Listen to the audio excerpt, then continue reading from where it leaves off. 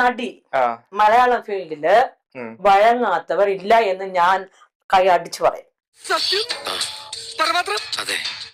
അതായത് ഇന്ന് ഉള്ള മലയാള സിനിമയിലെ നടിമാരിൽ ഒരാളും വഴങ്ങാത്തവര് ആരുമില്ല.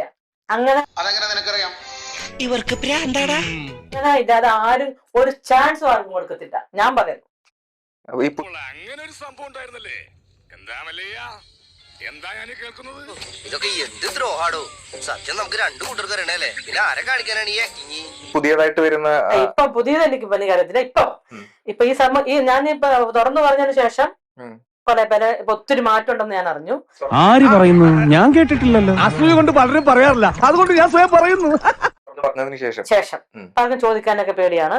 അങ്ങനെ ഒരു സംഭവം ഒന്നും ഇല്ലാന്ന് എനിക്കാണ് കേട്ടേക്കുന്നത്. പക്ഷെ ഇതിന് മുമ്പുള്ളതൊക്കെ എല്ലാവർക്കും ഇതെല്ലാണൊന്നും